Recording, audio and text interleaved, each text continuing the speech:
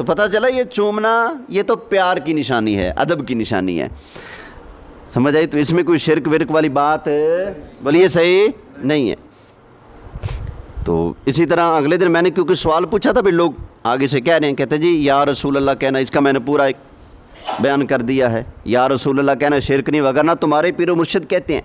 حاجی امداد اللہ مہاجر مکے سارے مکتبہ فکر والے ان کو اپنا ہیڈ مانتے ہیں، وہ کہتے ہیں ذرا چہرے سے پردے کو اٹھاؤ یا رسول اللہ، مجھے دیدار تم اپنا کراؤ یا رسول اللہ، وہ کہہ رہے ہیں، سمجھ آ گئی نا؟ تو تھانوی صاحب کہتے ہیں یا رسول اللہ میں بے کسی میں ہوں، تو یا رسول اللہ میرا ہاتھ پکڑ لیں، ہیں مجھے نکالیے مشکلوں سے۔ حضرت امام اعظم ابو حنیفہ سارے حنفیوں کے امام ہیں، ان کو تو سب مانتے ہو نا۔ امام اعظم ابو حنیفہ نبی کریم علیہ السلام کی بارگاہ میں سلام کیسے پیش کرتے تھے؟ السلام علیکہ یا سید المرسلین، اے سارے رسولوں کے سردار آپ پر سلام ہو۔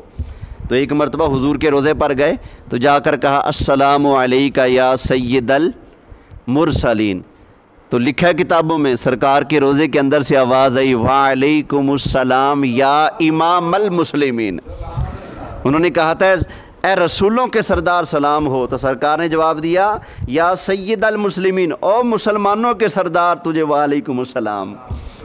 سرکار نے یوں اپنے روزے کے اندر سے ان کو جواب دیا۔ تو یہ یا والا جھگڑا بھی بالکل غلط ہے۔ قصیدہ بردہ شریف کتنا مبارک قصیدہ ہے، ہر مکتب فکر والے نے اس کو مانا ہے کہ یہ بڑی برکت والی چیز ہے قصیدہ بردہ شریف۔ فالج کا مریض تھے نا امام شرف الدین بصیری، شاعری کرتے تھے، بادشاہوں کی شان لکھتے تھے، بیمار ہو گئے، یا سجن بیلی ہر کوئی ساتھ چھوڑ گیا، تو ایک دن سوچا اور جن کے قصیدے گاتا تھا وہ تو ساتھ چھوڑ گئے، چلو آج اس کا قصیدہ لکھ جو کبھی ساتھ نہیں چھوڑتے۔ تو ہاتھ کام کرتا تھا، لکھنا شروع کر دیا مولا یا صلی وسلم دائما ابدا علی حبیبک خیر الخلق کلہم، لکھنا شروع کر دیا۔ تو لکھتے لکھتے یہ بھی تو انہوں نے لکھا نا یا اکرم الخلق، یا اکرم اکرم کہتے ہیں سب سے زیادہ عزت والا، خلق مخلوق، یا اکرم الخلق، اے اللہ کی مخلوق میں سب سے زیادہ عزت والے محبوب، وہ نبی کریم علیہ السلام کو پکارے ہیں یا اکرم الخلق۔ یہ فیصل آباد کے اندر ہے، ایک خطیب صاحب تھے جو ہمیں مشرک کہتے ہیں، ان کی ٹیم کے تھے، وہ بیمار ہو گئے تو انہوں نے مولانا شاہ احمد نورانی صدیقی رحمۃ اللہ علیہ سے دعا کے لیے کہا، تو نورانی صاحب نے کہا چلو اللہ آپ کو صحت دے، ساتھ انہوں نے کہا کہ ایک نسخہ دیتا ہوں اس پر عمل کریں اللہ صحت دے گا۔ کون سا نسخہ تھا؟ نورانی صاحب نے فرمایا کہ قصیدہ بردہ شریف کا ورد کرو، اس کو پڑھ کر دم کرو، پھونکے مارو، اس کا دم کیا ہوا پانی پیو۔ تو وہ قاسمی صاحب ضیاء القاسمی فیصل آباد کے تھے، تو وہ قصیدہ بردہ شریف کا وظیفہ کر رہے ہیں، اس کے اندر تو یا رسول اللہ آ رہا ہے۔ اگر یہ یا رسول اللہ کہنے والے مشرک ہیں تو پھر ہم کیوں بھائی، جس نے کہا ہے وہ سارے مشرک بنیں گے؟ کیا کربلا کے اندر جب حضرت امام حسین کی شہادت ہوگی تو اس وقت ان کے صاحبزادے حضرت امام زین العابدین نے نہیں کہا تھا یا رحمت للعالمین ادرکنی لزین العابدین، اے رحمت کائنات اپنے بیٹے زین العابدین کی مدد کریں آ کے، میں اکیلا رہ گیا ہوں، ادرکنی یا رحمت للعالمین، حضور کو یا کہہ کے پکارے ہیں۔ تو پتہ چلا یہ بھی شرک نہیں، یہ تو صحابہ نے کہا ہے، ساری امت آج تک کہتے آ رہی ہے۔ اللہ کے بندو، اور نہیں تو یہاں میرے پاس نہیں رکھی، فضائل اعمال جو تبلیغی جماعت والوں کے پاس ہوتی ہے، اس کے اندر لکھا ہے الصلاۃ والسلام علیکہ، یا روزے پر نہیں، کہتے ہیں ہر جگہ پڑھو، یہاں پڑھو وہاں پڑھو، جہاں دل کرتے آپ ہر جگہ پڑھ سکتے ہو، الصلاۃ والسلام علیکہ، یا یہاں پر مولانا طارق جمیل صاحب کی ایک اور بات سنا دوں، انہوں نے بڑی جرأت کا مظاہرہ کیا ہے۔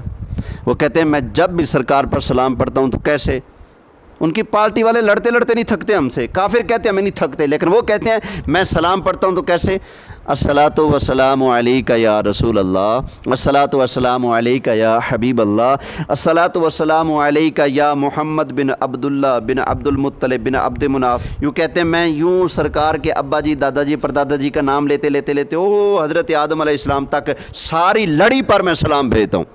میں پچھلے 10-12 سال سے اللہ کے نبی کا یہ نسب ہر بیان میں، ہر تقریر میں پیش کرتا ہوں، بیان کرتا ہوں۔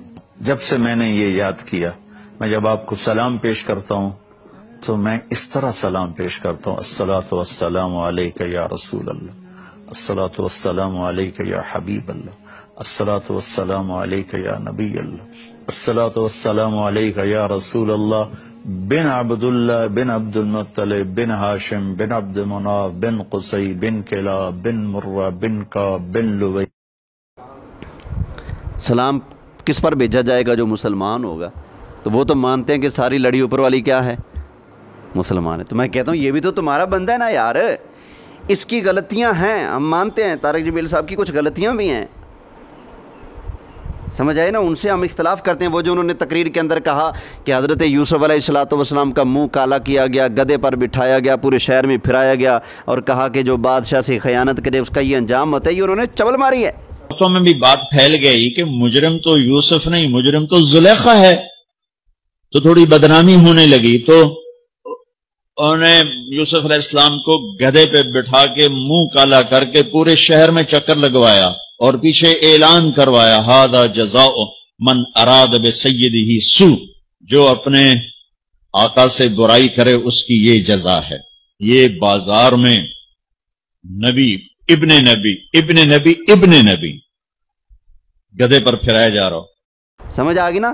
ایسا نہ قرآن میں آئے نہ کسی صحیح حدیث میں آئے، موضوع بنی اسرائیل والوں کی، یہودیوں کی گھڑی ہوئی باتیں انہوں نے پڑھ کر لوگوں کے سامنے سنا دی ہیں، نہیں کرنا چاہیے تھا، بہرحال کر لیا، اگر وہ توبہ کر لیں گے اللہ تعالیٰ معاف فرمائے گا۔ توجہ ہے جی؟ تو یہ یا رسول اللہ کہنے والا بھی جھگڑا نہیں ہے، نہ انگوٹھے چومنے والا جھگڑا ہے، نہ دیگر جھگڑے۔ تو جھگڑے مین 3 ہیں، 2 الزام ہمارے اوپر لگ رہے ہیں، ہمیں مشرک کہا جاتا ہے، اللہ کی قسم ہم مشرک نہیں ہیں، ہمیں بدعتی کہا جاتا ہے کہ یہ بدعتی ہیں، ہمارا نام لوگوں نے رکھا ہوا ہے بدعتی، ہمیں بدعتی کہا جاتا ہے۔ بدعتی پتہ ہے کس کو کہتے ہیں؟ جو دین کے اندر اپنی طرف سے کوئی چیز بنا کر ڈال دے اور اس نئی چیز کی وجہ سے حضور کا دیا ہوا طریقہ، حضور کی سنت مٹ جائے، وہ بدعت ہے۔ ہر نیا کام بدعت نہیں، بدعت وہ کام ہے، وہ نیا کام جس کے کرنے سے حضور کا طریقہ چینج ہو رہا ہے، وہ بدعت ہے۔ میں نہیں کہتا، مشکاۃ شریف میں حدیث ہے، ہمارے آقا علیہ السلام ارشاد فرماتے ہیں، فرمایا ما احدث قوم بدعۃ الا رفع مثلها من السنہ، فرمایا بدعت وہ ہے جس کے کرنے سے نبی کریم علیہ السلام کا دیا ہوا طریقہ، حضور کی سنت مٹ جائے۔ تو جس نئے کام سے سنت نہیں مٹتی وہ بدعت نہیں، جس نئے کام سے سنت مٹے گی وہ کیا بن جائے گا؟ بدعت بن جائے گا۔ مثلا مغرب کے فرض کتنے ہیں؟ 3 ہیں۔ اگر ایک بندہ کہے کہ میں تو 4 پڑھوں گا، تو حضور نے کتنے فرض دیے؟ 3۔ 3 کو جو 4 کرے اس نے نیا کام کیا کہ نہیں؟ نیا کیا ہے۔ اس نئے کام نے آ کر پچھلا کوئی طریقہ مٹایا کہ نہیں مٹایا؟ کون سا؟ 3 والا۔ 3 کی جگہ 4 کیا، اگرچہ 2 سجدے زیادہ کیے، قیام زیادہ کیا، پڑھا بھی کچھ زیادہ، لیکن چونکہ اس نئے کام کے کرنے سے ہمارے آقا کا دیا ہوا طریقہ ختم ہو رہا ہے، لہٰذا یہ کیا بن جائے گا؟ بدعت بن جائے گا۔ ہم ابھی زور کے بعد درس ہوگا، درس کے بعد بیٹھ کر 100 مرتبہ درود پاک پڑھ سکتے ہیں کہ نہیں؟ کیا یہ بدعت ہوگا؟ نہیں، کیونکہ اس کے کرنے سے کوئی سنت ختم بولیں نہیں ہوتی۔ وہ کام بدعت ہوگا جس کے کرنے سے سنت ختم ہو، کیونکہ سنت اور بدعت دونوں آپس میں ضدیں ہیں۔